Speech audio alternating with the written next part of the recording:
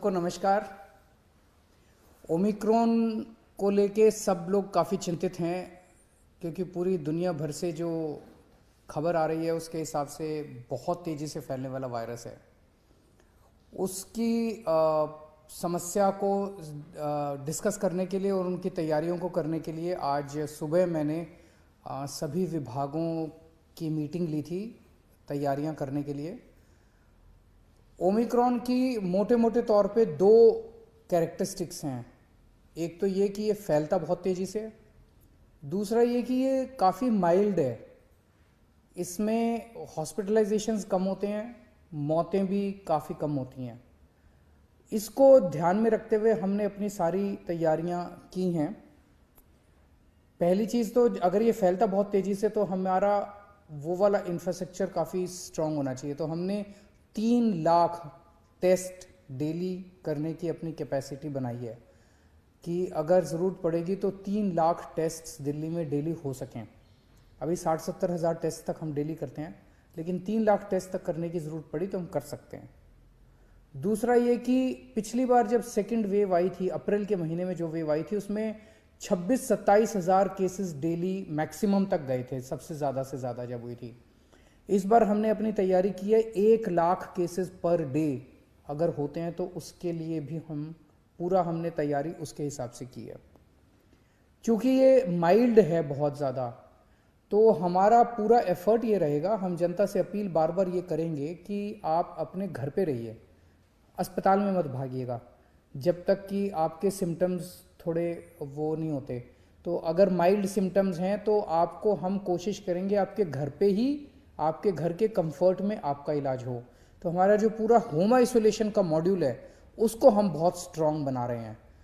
उसमें सबसे पहले जैसे ही टेस्ट के नतीजे आएंगे और ये पता चलेगा कि कोई व्यक्ति को कोरोना है, पॉजिटिव है, तो उसको तुरंत फ़ोन कॉल जाएगा हमारे यहाँ से और उसको कहा जाएगा कि आपसे अब दिल्ली सरकार लगातार संपर्क में रहेगी।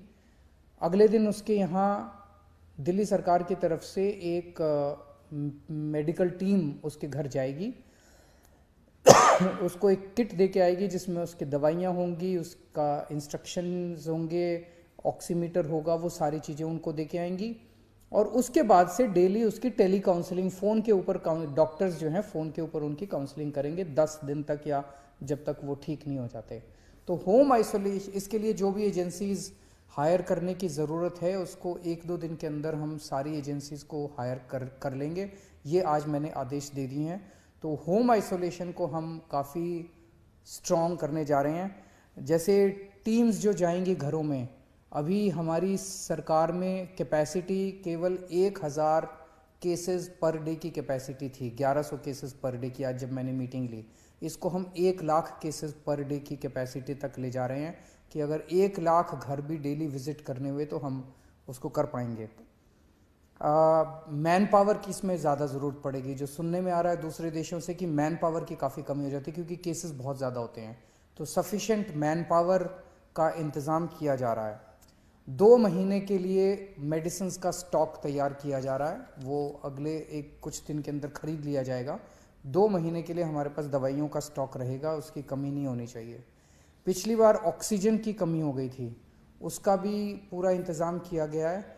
सबसे ज़्यादा दिक्कत पिछली बार ये हुई थी कि केंद्र सरकार हमें अगर ऑक्सीजन अलॉट भी कर रही थी दूसरे राज्यों से, तो उस ऑक्सीजन को ट्रांसपोर्ट करने के लिए हमारे पास ट्रक नहीं थे क्योंकि दिल्ली सरकार को ज़रूरत नहीं पड़ती ऐसे ट्रक्स की। लेकिन इस बार हम 15 ट्रक्स, अगले 3 हफ्ते के अंदर 15 ट्रक्स ऑक्सीजन के हमारे पास टैंकर्स जो हैं वो डिलीवर हो जाएंगे और इसकी भी दिक्कत नहीं होनी चाहिए।